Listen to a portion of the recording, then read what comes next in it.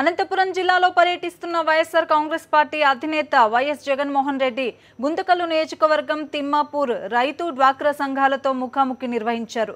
రైతుల వడ్డీకి కూడా సరిపోని పరిస్థితుల్లో చంద్రబాబు డబ్బులు ఇస్తున్నారని మండిపడ్డారు వైఎస్ జగన్. ఎన్నికలకు ముందు డ్వాక్రా వాళ్లకు కేవలం 10,000 రూపాయలు మాత్రమే ఇస్తాను అని చెప్పి ఆయన అన్నాడట. ఈరోజు నారాయణ మంత్రి స్టేట్మెంట్.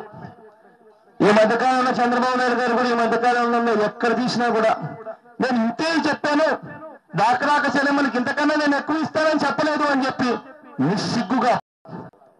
నిజంగా మనందరికీ చెవుల్లో ఏమైనా పూలు ఏమన్నా కనిపిస్తా ఉన్నాయేమో చంద్రబాబు నాయుడు గారికి నాకైతే అర్థం కావడం లేదు. ఎన్నికలకు ముందు అబద్ధం చెప్పాడు, మోసం చేశాడు. చివరకు ఆ అబద్ధాన్ని నేను చెప్పాను, మోసం చేశాను అని చెప్పి కనీసం అంగీకరించే మనస్తత్వము లేదు. అది కూడా మళ్ళీ ప్రజల మీదనే నేను ఇలానే చెప్పాను, మీరు ఇలా అర్థం చేసుకున్నారు, నా తప్పు కాదు అని చెప్పి మళ్ళీ నాయుడు గారు మన మీదనే ఆనపం కూడా వేసే కార్యక్రమం.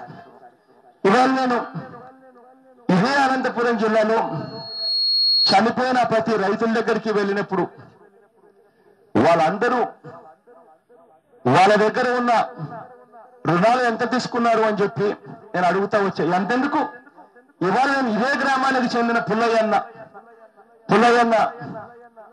ఇంటికి వెళ్ళా. ఇదే గ్రామానికి చెందిన పుల్లయ్యన్న ఇంటికి బంగారు రుణాలు తీసుకున్నారు. వాళ్ళకున్న భూమి బ్యాంకుల్లో పెట్టి రుణాలు తీసుకున్నారు.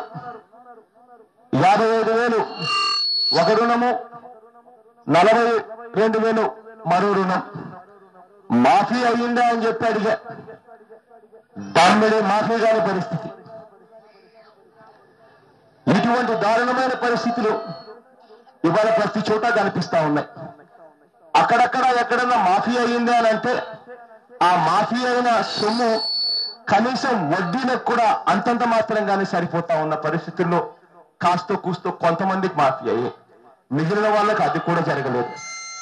డ్వాక్రా అక్క చెల్లెమ్మల పరిస్థితి అయితే 40,000 రూపాయలు, 50,000 రూపాయలు ఒక్కొక్కరు ఎన్నికలకు ముందు చంద్రబాబు నాయుడు గారు కట్టద్దు అన్నారు కాబట్టి రైతన్నలు పూర్తిగా కట్టకుండా పోయారు. చంద్రబాబు నాయుడుతో పాటు జగన్ అక్క చెల్లెమ్మల విషయానికి వచ్చేసరికి జగన్ కూడా చేస్తానన్నాడు కాబట్టి జగన్ కనీసం ఈ మేరకైతే ఖచ్చితంగా చేస్తారు. కష్టమైన నష్టమైన కాబట్టి డ్వాక్రా అక్క చెల్లెమ్మలు మాత్రం పూర్తిగా కట్టకుండా పక్కకు పోయిన పరిస్థితుల్లో ఇవాళ పరిస్థితి ఏమిటి అని అంటే అదే డ్వాక్రా అక్క చెల్లెమ్మలకు చంద్రబాబు నాయుడు గారు ముఖ్యమంత్రి అయ్యారు. ఇచ్చిన మాటను ప్రజలతో పనైపోయిన తర్వాత పక్కన పెట్టారు.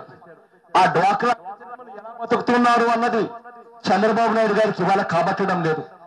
40,000 రూపాయలు, 50,000 రూపాయలు డబ్బులు తీసుకొని వచ్చి సంవత్సరము 7 నెలలు, 8 నెలలు ఒక్కొక్క విధంగా డబ్బులు కట్టలేకపోతే బ్యాంకులు ఇవాళ 18% నుంచి 24%, ₹2 వడ్డీ దగ్గరగా బ్యాంకులు వడ్డీ వసూలు చేస్తా ఉంటే, ముక్కుపిండి వసూలు చేస్తా ఉంటే, మనకు తెలియకుండానే వాళ్ళ పొదుపు అకౌంట్లు కట్ అవుతా ఉంటే, వాళ్ళు పొదుపు చేసుకున్న ప్రతి పైసా పొదుపు చేసుకున్న పైసా అకౌంట్ను అక్క చెల్లెమ్మలకు చెప్పకుండానే తీసుకుంటా ఉంటే చంద్రబాబు నాయుడు గారు మాత్రం మాటలు మారుస్తా పోతా ఉన్నాడు.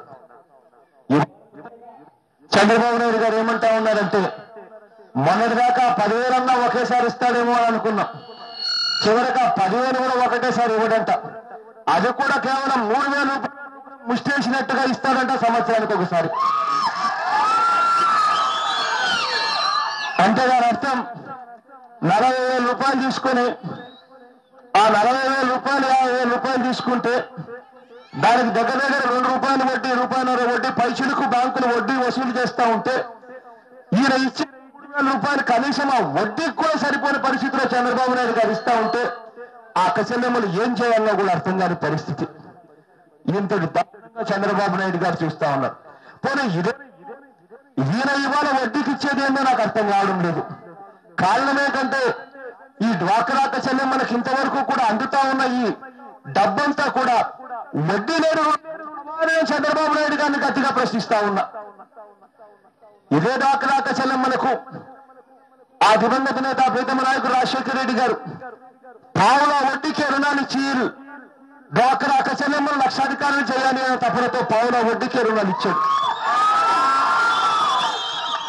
ఆ తర్వాత పావుల వడ్డీ కాస్త కూడా పోయి వడ్డీ లేని రుణాలుగా నిలబడితే ఇవాళ ఆ వ్యవస్థను ₹2 వడ్డీకి 18% వడ్డీకి బ్యాంకులు కూడా ఇవాళ వసూలు చేస్తా ఉన్న పరిస్థితిలోకి ఈ వ్యవస్థను తీసుకొచ్చారు.